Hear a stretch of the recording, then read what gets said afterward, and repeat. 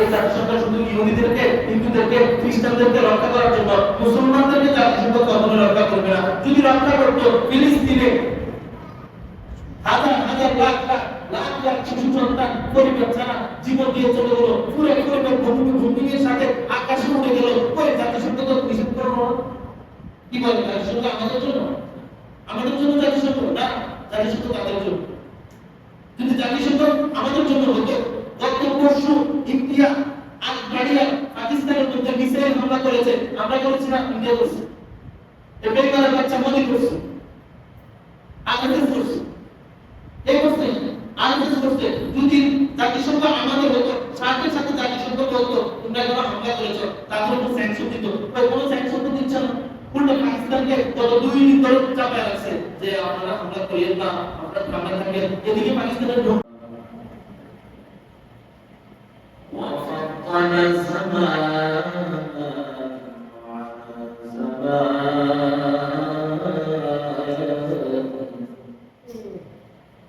كما فضل مكان على مكان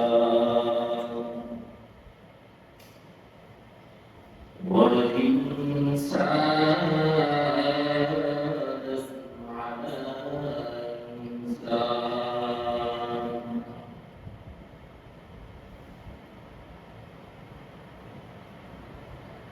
ونشهد أن لا إله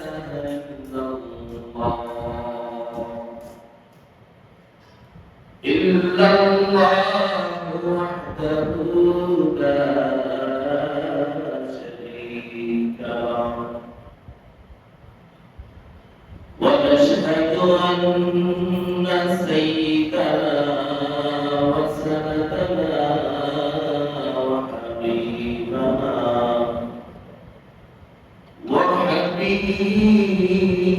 ربنا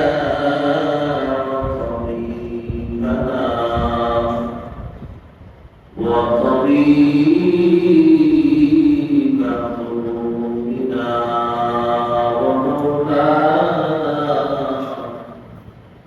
ومولانا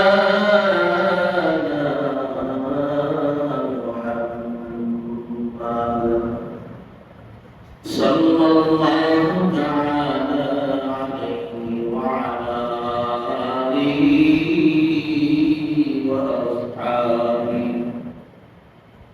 وأصحابه وبارك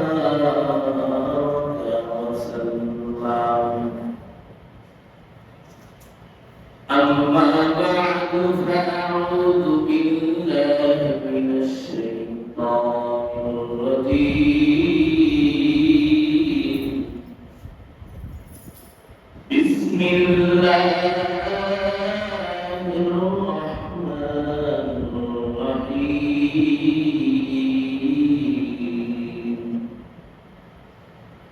وقاتلوا في سبيل الله الذين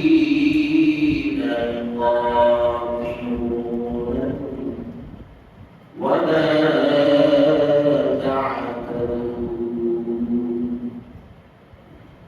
إن الله لا يحب المعتدين.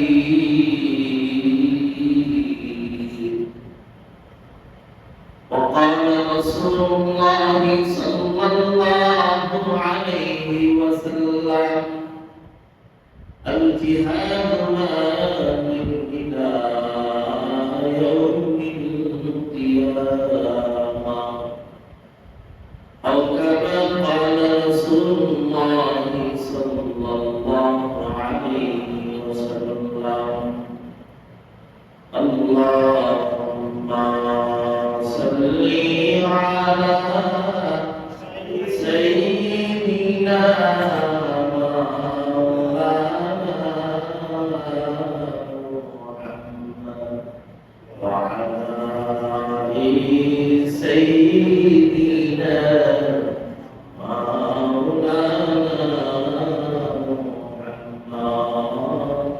اللهم صل على مولانا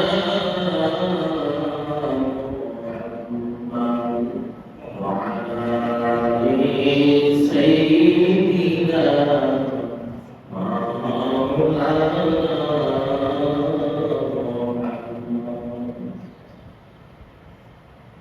محمد ने आकर कुफर को मिटाया,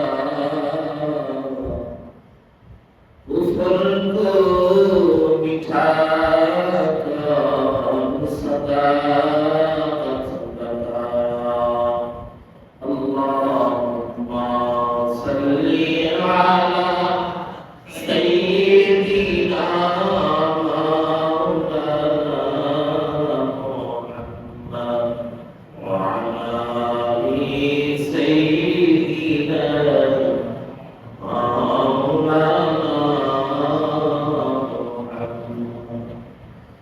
तकबीर में कलमा में नमाज़ों में अज़ाने, तकबीर में कलमा में नमाज़ों में अज़ाने, हई नाम इलाही से मिला नाम मुहम्मद,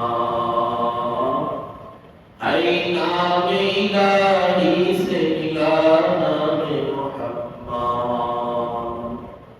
अल्हम्दुलिल्लाह, अल्लाह सुब्हानाहु व तआला दरबाরে শুকর ও বাড়ি শুকর এবং সুযোগ রব্বুল আলামিন আহকামুল হাকিমিন আমাকে আপনাকে আমাদের সবাইকে আল্লাহ তাআলা প্রিয় হিসেবে কবুল করে মালিকের সবচেয়ে প্রিয় জায়গা, পৃথিবীর সবচেয়ে প্রিয় জায়গা, মুসলমানের সবচেয়ে প্রিয় জায়গা, ইসলামের সবচেয়ে পবিত্র জায়গা মসজিদে আসার বসার নামাজ পড়ার নিয়ত তৌফিক দিয়েছেন, এজন্য শুকর আদায় করি আলহামদুলিল্লাহ।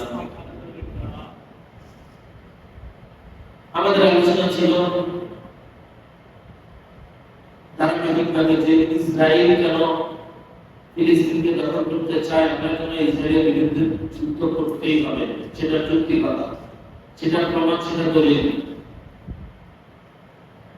সে আলোচনার প্রসঙ্গে আমি তিলাওয়াত করেছি কোরআন হাকিম থেকে একটি আয়াত, যে আয়াতের অর্থ হচ্ছে এমন: وقاتلوا في سبيل الله الذين يقاتلونكم ولا تعتدوا। رب العالمين দুনিয়ার মানুষদেরকে ডেকে ডেকে বলে وقاتلوا في سبيل الله, হে নবী দুনিয়ার মানুষদেরকে জানায় দেন وقاتلوا, তারা যেন যুদ্ধ করে, সশস্ত্র যুদ্ধ করে, জিহাদ করে, وقاتلوا তারা যেন হত্যা করে, হত্যা করে যায়, ফি সাবিলিল্লাহ আল্লাহর রাস্তায়, আল্লাহর রাস্তায় যেন তারা যুদ্ধ করে। ইউকাতিলুনাকুম ওয়ালা তা'তাদু, তারা হত্যা করবে, আবার তারা শহীদ হবে।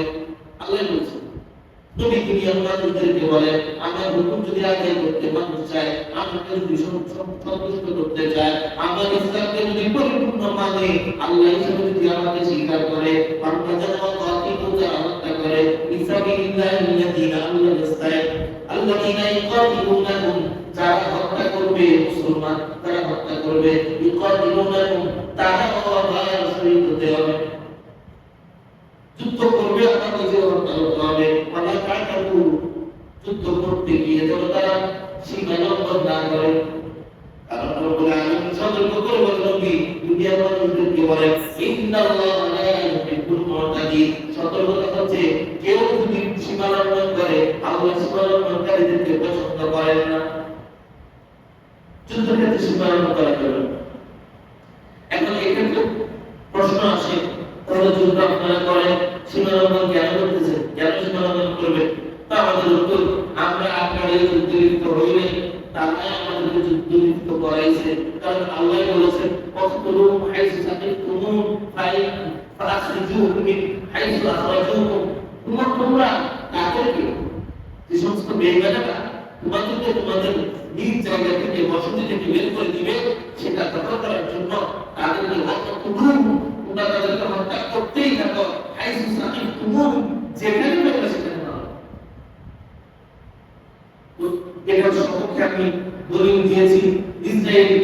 আমাদের ভূখণ্ড থেকে আমাদেরকে বের করে দিয়েছে, আমাদের ভূখণ্ড থেকে আমাদেরকে বের করতেছে। এই সম্পর্কে আমি বিশাল এক ফিলিস্তিনের ইতিহাস বলেছিলাম। প্রস্তর যুগ, ব্রোঞ্জের যুগ, এভাবে যুগের আবির্ভাব ঘটতে শেষ পর্যায়ে হারুন এবং দাউদ আলাইহিসসালামের কাছে ফিলিস্তিনের স্বাধীনতা আসে। কার কাছে? হারুন এবং দাউদ। মানে এই যে মুসলমানদের যে ফিলিস্তিন, এই পক্ষে চলে গিয়েছিলাম। ইতিহাসের মধ্যে ইসরায়েল কখনো ফিলিস্তিনের মালিক ছিল না, ইহুদিরা কখনো ফিলিস্তিনের মালিক ছিল না। জোরপূর্বক তারা দখল করেছে, জোরপূর্বক দখল করেছে। যেটুকু তাদের কাছে আছে এটুকুই জোরপূর্বক দখল। আমরা আমাদের জায়গা আদায়ের জন্য যুদ্ধ করতে হবে। আমরা তাদের প্রতি সীমালঙ্ঘন করবো না। এই পক্ষে চলে গিয়েছিলাম। ইতিহাসে কোথাও আমরা পাই নাই ইসরায়েলের ফিলিস্তিন ছিল আমাদের। ফিলিস্তিন ছিল কিনা নিজের এক্সেসে। তারপরে ক্রমান্বয়ে ইয়াকুব আসছেন, ইউসুফ আসছেন, বিভিন্ন নবী আসছেন। শেষ পর্যায়ে হারুন এবং দাউদ আলাইহিসসালামের 800 বছর 800 বছর শাসন হয়েছে। কোথায়? এই ফিলিস্তিন ভূখণ্ড কে কে শাসন করেছে? হারুন এবং দাউদ। দাউদ নবী এমন এক নবী যে নবী নবুয়ত এবং বাদশাহী দুটোই পেয়েছেন। পৃথিবীতে একজন নবী যেই নবী বাদশাহীও পেয়েছেন, প্রধানমন্ত্রীর দায়িত্বও পেয়েছেন, নবুয়তও পেয়েছেন। একমাত্র নবী তিনি কে? দাউদ, যিনি 16 বছর বয়সে যুদ্ধ করে ইসরায়েলকে জালিমের হাত থেকে মুসলমানদের জন্য, ঈমান ওয়ালাদের জন্য, আল্লাহ ওয়ালাদের জন্য স্বাধীন করেছেন। তিনি হচ্ছেন দাউদ আলাইহিসসালাম। দাউদ এবং হারুনের 800 বছর শাসন শেষে এরপরে আবার ফিলিস্তিন ইহুদিদের দখলে চলে যায়। ইহুদিরা সবসময় ফিলিস্তিনের উপর আক্রমণ করত। দখলে চলে যাওয়ার পর 1907 সালে 1900 কত সালে? 1900 কত সালে? 1958 আমি বলবো ওয়াজ আপনাদের আওয়াজ কি? আওয়াজ না করলে এমনি বলবো আপনারা বুঝছেন। 1907 সালে ফিলিস্তিনে ইহুদিদের সংখ্যা ছিল 8%। কয় পার্সেন্ট? 8%। এখন জায়নিজম বা সাহেবিয়ত, এই যে জায়নিজম, ইহুদিরা তারা চিন্তা করলো ফিলিস্তিন আমাদের দখলে, ইহুদি 8%, যখন মুক্ত মুসলমানরা আমাদের থেকে আবার দখল করে নিয়ে যাবে, আমরা কি করব? তখন ইহুদিরা সবাই বসে তারা জায়নিজম যে চিন্তাধারা সেটা নিয়ে তারা আগায় গেল যে আমরা আস্তে আস্তে ফিলিস্তিন ভূমিকা শুরু করবো, আর এই ফিলিস্তিনের মধ্যে পৃথিবীর সকল ইহুদিদেরকে এনে বসবাস করার ব্যবস্থা করব।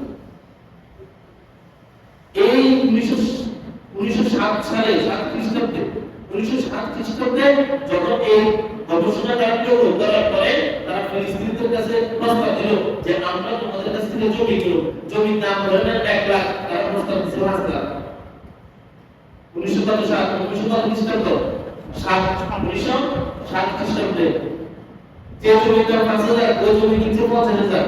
এই অবস্থায় উপমহাদেশ থেকে ভারতবর্ষের মুফতি সাহেবরা ফতোয়া দিয়েছেন ইহুদিদের কাছে যদিও জমি বিক্রি করা যায় ছিল, কিন্তু এই মুহূর্তে ইহুদিদের কাছে জমি বিক্রি করা যায় নাই, কারণ তারা একটা ষড়যন্ত্র করতেছে মুসলমানদের বিরুদ্ধে।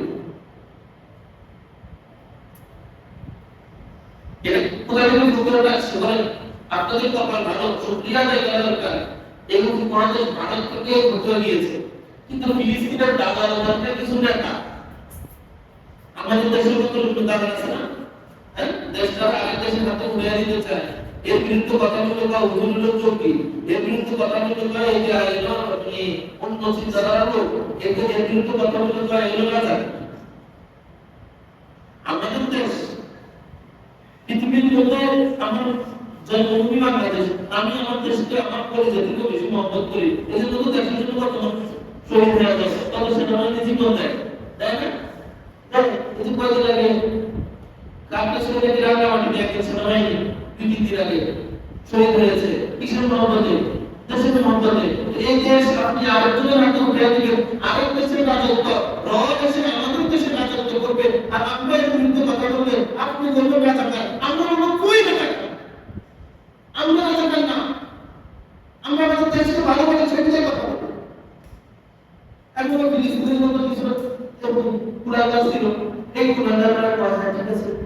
কি করে উপমহাদেশ থেকে কি ফটো আসলো এগুলো তো দেখার কোনো বিষয় নাই, এটা দেখা দরকার নাই। আমরা জমি বিক্রি করবো, এই জমি বিক্রি করতে করতে করতে 1967 খ্রিস্টাব্দে, কত খ্রিস্টাব্দে?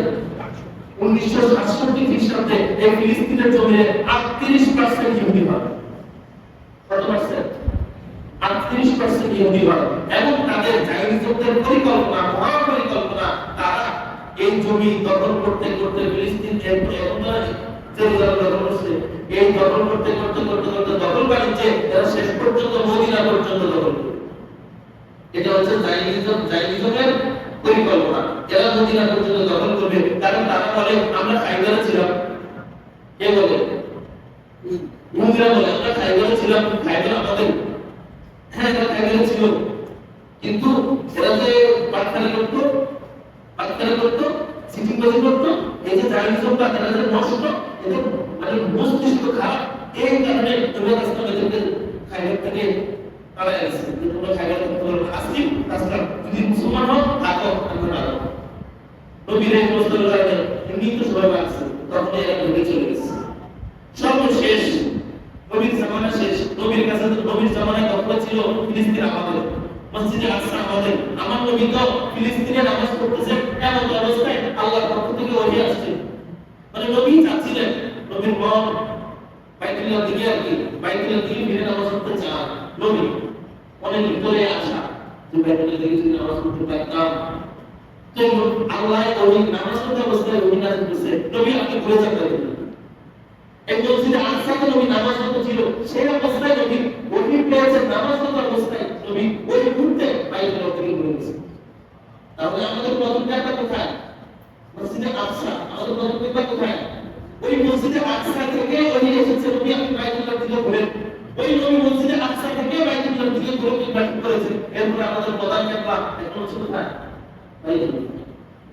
আমাদের প্রথম কিবলা মসজিদে আকসা, প্রধান কিবলা যেটাকে আমরা অনুকরণ করি। এই নবীর জামানা শেষ, আবু বকরের জামানা শেষ। এমনিতেই আপনার কত সপ্তাহে মূলনীতি বলছি, ফিলিস্তিন তাদের দখলে থাকবে যারা লা ইলাহা ইল্লাল্লাহ বিশ্বাসী, অর্থাৎ আল্লাহ এক, এই কথা তারা বিশ্বাস করবে। আবু বকরের জামানা যখন শেষ হইল, এবার আবু বকরের জামানা শেষ, কিছু মানুষ আবার ওই যে নবী যখন আপনার দুনিয়াতে ছিলেন, ইহুদিরা যারা মুসলমান হয়েছে অনেকে নবীর মৃত্যুর পর আবার ইহুদি হয়ে গেছে। এরকম কিছু মানুষ ছিল, এরকম কিছু মুসলমান ছিল যারা আবার আগে নবী ফিরে গেছে। কি বলা হচ্ছে কি যে নবী নেই আমরা কাজে করব, নবী নাই আমরা কাজে করব। এই বিষয়ে আলোচনা ছিল, কিন্তু ওমর খুব বড় ছিল, নবী নাই কে বলছে যারা এটা কত আলোচনা। তাহলে আমার নবী চলে যাওয়ার পরে কিছু ইহুদি আবার মুসলমান থেকে ইহুদি দিয়ে চলে গেছে। আবার আবু বকর যখন খলিফা হয়, খলিফা আবু বকর দুনিয়া থেকে চলে যাওয়ার পর কিছু মানুষ আবার ইহুদি থেকে চলে গেছে। এবার আবু বকরের জামানা শেষ, আবু বকরের জামানা শেষ, ওমরের জামানা যখন আসছে তখন এই ফিলিস্তিন ইহুদিদের দখলে ছিল। এই ফিলিস্তিন আবার কাদের দখলে ছিল? ইহুদিদের দখলে ছিল।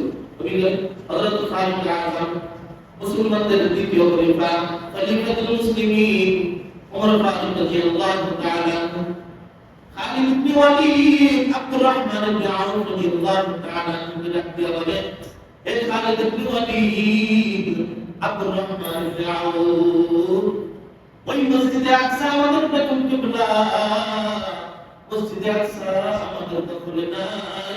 নবী ওই মসজিদে আকসার জন্য বড় পাগল ছিল, মসজিদে আকসাকে মহব্বত করত। মসজিদে আকসা মুসলমানদের প্রথম কিবলা, অথচ আমি খলিফা থাকা অবস্থায় আমাদের কাছে মসজিদে আকসা দখলে নাই। ফারুক আযম বলেন, খালিদ ইবনে ওয়ালিদ এমন একজন যোদ্ধা ছিল, যোদ্ধা যে মুসলমান হওয়ার আগেও তখন জিহাদে হারায়, মুসলমান হওয়ার পরেও খালিদ ইবনে ওয়ালিদ কোন যুদ্ধে হারায়। খালিদ ইবনে ওয়ালিদকে ডাকতে বলে, খালিদ ইবনে ওয়ালিদ আমার মনটা বড় ব্যথা ব্যথিত, আমি রাতে ঘুমাইতে পারি না, খাবার দাবার আমার ঠিক নাই, কারণ মুসলমানদের প্রথম কিবলা মসজিদে আকসা আমাদের দখলে নাই। আব্দুর রহমান ইবনে আউফ, খালিদ ইবনে ওয়ালিদ দুইজনকে ডাকতে বলে, আমি তোমাদেরকে যুদ্ধের জন্য পাঠাইতে চাই। খালিদ ইবনে ওয়ালিদ আব্দুর রহমান ইবনে আউফ রাদিয়াল্লাহু তাআলা আনহু বলে, নবী আমার আপনি যে হুকুম দিবেন, যে দিক থেকে হুকুম আমরা আপনার ইসলাম এবং মসজিদে আকসাকে রক্ষা করার জন্য যদি আপনার পিছন থেকে শহীদ হতে হয়, পিছন থেকে শহীদ হব। যদি ডান পাশ থেকে শহীদ হতে হয়, আমরা ডান পাশ থেকে হব। যদি সামনে থেকে শহীদ হতে হয়, সামনে থেকে শহীদ হব। যদি বাম পাশ থেকে শহীদ হতে হয়, আমরা বাম পাশ থেকে শহীদ হব। তারপরে মুসলমানদের কালিমার জয় ছিনিয়ে আনবো। সুবহানাল্লাহ। খালিদ ইবনে ওয়ালিদ রাদিয়াল্লাহু তাআলা আনহু নবী খুশি হয়ে গেছেন, ফারুক আজম খুশি হয়ে গেছে। খালিদ ইবনে ওয়ালিদের কথা শুনে ফারুক আজম খুশি হয়ে বলে, 10,000 মুসলিম যোদ্ধাদেরকে নিয়ে তোমরা মসজিদে আকসা দখল করার জন্য যাও। এটা 100% মানে শেষ মসজিদে আকসা আমাদের দখল হয়েছে। শেষ কারণ শুরু হলো ফসলের যুগ, এরপরে আসলো কোথায় হারুন এবং দাউদের যুগ, এরপরে আসছে শেষ উমরের যুগ। ফারুক আজম 10,000 মুসলিম যোদ্ধাদেরকে নিয়ে খালিদ ইবনে ওয়ালিদকে সেনাপতি বানায়া জেরুজালেম দখলের জন্য পাঠিয়ে দিয়েছে। মুসলিম সৈন্যদেরকে বিদায় দেওয়ার পর মদিনা থেকে বের হয়ে, শহর থেকে বের হয়ে ফারুক আজম বিদায় দেওয়ার জন্য একবারে মরুভূমি অনেক দূরে চলে গেছে। সেই বিদায়ের জন্য ফারুক আজম খালিদ ইবনে ওয়ালিদ এবং মুসলিম যোদ্ধাদেরকে ডাক দিয়া বলো, আমি তোমাদেরকে তাওয়াক্কালতু আলাল্লাহ, আমি তোমাদেরকে আল্লাহর রাস্তায় তাওয়াক্কুল করে দিয়েছি। এই মুসলিম যোদ্ধারা শুনো, আমি তোমাদের জান মালকে আল্লাহর রাস্তায় সমর্থ করে দিয়েছি। তোমরা ইনশাআল্লাহ জেরুজালেম জয় করে ফিরে আসবে। মুসলিম যোদ্ধারা খালিদ ইবনে ওয়ালিদের নেতৃত্বে জেরুজালেম পৌঁছায় গেল। জেরুজালেম পৌঁছানোর পর মুসলিম সকল যোদ্ধাদেরকে খালিদ ইবনে ওয়ালিদ হুকুম দিল, তোমরা সবাই একটা কাজ করো, পরীক্ষা খনন করো, গর্ত খনন করো। জেরুজালেমের চতুর্পাশে ইহুদিদের যত বসবাস আছে সম্পূর্ণ তোমরা ঘেরাও করে দাও। ইহুদিদের যত খাবার বাইরে থেকে আসে সকল খাবার ভিতরে ঢোকা বন্ধ করে দাও। খালিদ ইবনে ওয়ালিদের নেতৃত্বে এই কাজগুলো করা হলো ইহুদিদের বিরুদ্ধে। মুসলিম যোদ্ধারা শক্ত হয়ে দাঁড়িয়ে গেছে। শক্ত হয়ে দাঁড়ানোর পর এই দিকে ইহুদিরা খবর পাইছে মুসলমানরা জেরুজালেমে আক্রমণ করবে, ইহুদিদেরকে আক্রমণ করবে, এই নেতানিয়াহু গোষ্ঠীর আক্রমণ, এটা খবর পাইছে ওরা। এই ইহুদির বাচ্চারা, এই সাইদুল বাদারা এই খবর পাওয়ার পর গোয়েন্দা পাঠিয়েছে মুসলমানদেরকে দেখার জন্য। মুসলমান কি হচ্ছে, মুসলমান সৈন্যরা যে আসছে, যোদ্ধারা যে আসছে, তাদের গতিবিধি। গোয়েন্দা সংস্থা তাদের কিন্তু এখনো অনেক শক্তিশালী। তখনকার গোয়েন্দা সংস্থারা মুসলিম যোদ্ধাদেরকে দেখে ভয় পেয়ে গেছে। দেখে সকল মুসলমানেরা, মুসলিম যোদ্ধারা তলোয়ার নিয়ে প্রস্তুত। মুসলমানদের সেনাপতি যখনই ইয়াদের দিকে একটা একটা ইহুদির গলা কাটবে। তখনকার যুদ্ধ ছিল সম্মুখ যুদ্ধ। এভাবে মিসাইল নিক্ষেপ, ড্রোন নিক্ষেপ, নিউক্লিয়ার বোম এগুলো তখন ছিল না। আর সম্মুখ যুদ্ধে মুসলমানদের সাথে কখনোই ইহুদিরা জিতত না, কাফেররা বেঈমানরা কখনোই জিতত না। কারণ আমাদের কালিমার পাওয়ার, কারণ আমাদের কি কেমন কালিমার পাওয়ার। গত বছর পাকিস্তানের আকাশে বিশ্বের সবচেয়ে দামি যুদ্ধ বিমান রাফাল, নাকি ফ্রান্সের তৈরি, সেই রাফাল নিয়ে পাকিস্তানের আকাশে আসছে। বেঙ্গলের বাচ্চা, হিন্দুর বাচ্চা পাকিস্তানে আক্রমণ করবে। এই যুদ্ধ বিমান এত ভয়ঙ্কর, এটা টু মাসর নিউজের আপডেট জেনারেশন, এই জেনারেশন পর আর যুদ্ধ বিমান নাই। এই যুদ্ধ বিমান নিয়ে পাকিস্তানের আকাশে 2 বছর দিয়ে ধরা গেছে। 2 বছর দিয়ে কি ধরা গেছে। ফ্রান্সের এই যুদ্ধ বিমানের শেয়ার মার্কেট পর্যন্ত কমে গেছে ইন্ডিয়ার মাইনের কারণে। কারণ তাদের মাইনের পাওয়ার নাই। যত দামি অস্ত্র নিয়ে আসুন মুসলমানদের কালিমার কাছে এই মাইনটা কখনোই ঠিক হবে। এখন তো ইহুদিদের দালালরা যখন দেখে গেল মুসলমানরা প্রস্তুত যে কোনো সময় হামলা করবে, তারা যায় ইহুদিদেরকে বলল, খবর দিচ্ছে ইহুদিদের লিডারদেরকে, গোয়েন্দা গিয়ে খালিদ ইবনে ওয়ালিদের নেতৃত্বে যে সৈন্যরা মুসলমানদের পক্ষ থেকে তোমাদেরকে ঘেরাও করে রেখেছে, তাদের অবস্থা এখন প্রত্যেকের প্রস্তুত যে কোনো মুহূর্তে যদি মুসলিম সেনাপতি আগের যে তোমাদের সবাইকে কতল করে ফেলল। ইহুদিদের ভিতরে ঢুকে গেছে ভয়। ফারুক আজমের সামানে তাদের ভিতরে ভয় ঢুকে গেল এবং তারা চিন্তা করলো, পরামর্শ বসে করলো ইহুদিরা কি করা যায়। একদিকে বাইতুল্লাহ মুহাম্মদ, মসজিদ আকসার মুহাম্মদ দিতে চায় না, কারণ তাদের দাজ্জাল বাবা সেখানে আসবে, এটাই তাদের মনে। তাদের দাজ্জাল কোথায় আসবে? এই ফিলিস্তিনের মসজিদে আকসায় আসবে, এখানে খানকা বানাইবো, হুজরা বানাইবো, তারপর পুরো বিশ্ব নিয়ন্ত্রণ করবে। এটা হচ্ছে জাহিলিয়াতের স্বপ্ন, কিন্তু স্বপ্নগুলো ভালো লাগছে না, স্বপ্নগুলো ভালো না।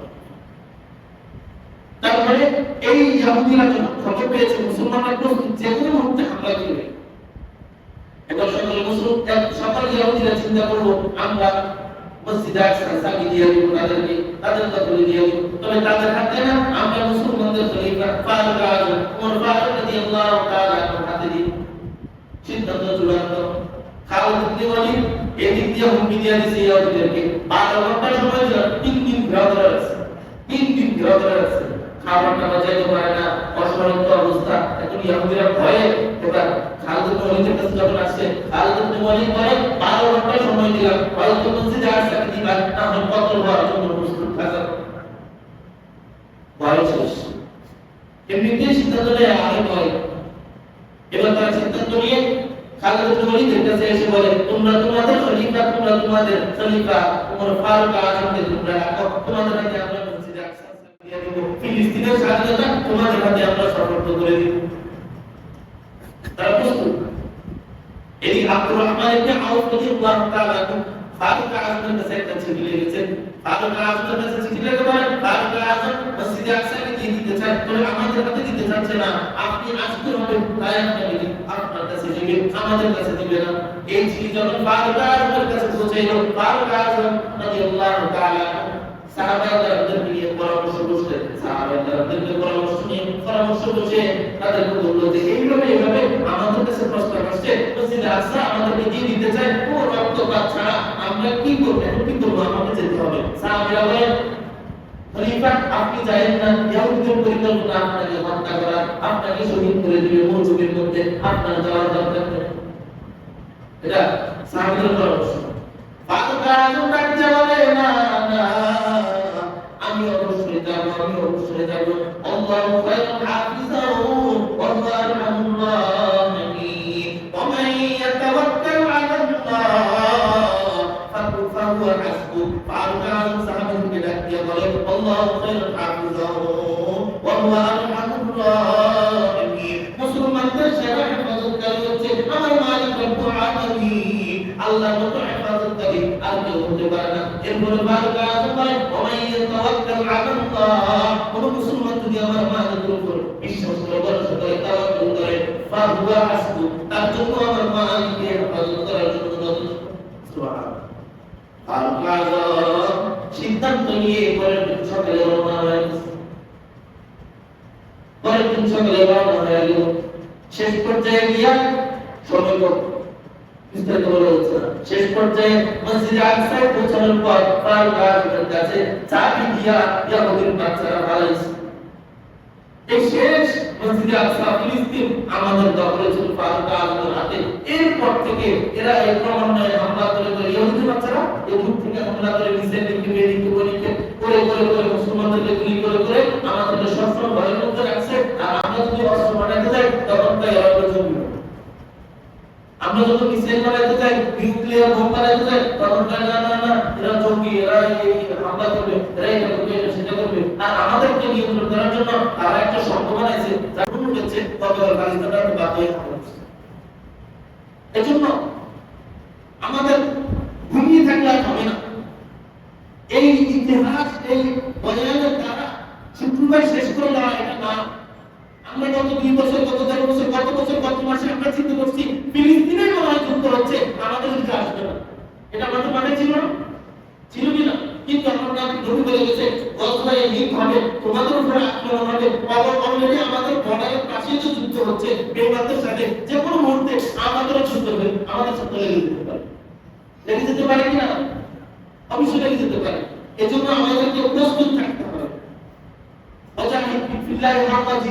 আল্লাহর রাস্তার মধ্যে যুদ্ধ করার জন্য প্রস্তুত থাকতে হবে। যদি না থাকি, যদি যুদ্ধের জন্য না থাকি, যুদ্ধ প্রতিরোধ, যুদ্ধের জন্য প্রস্তুত না থাকি, তাহলে কি হবে?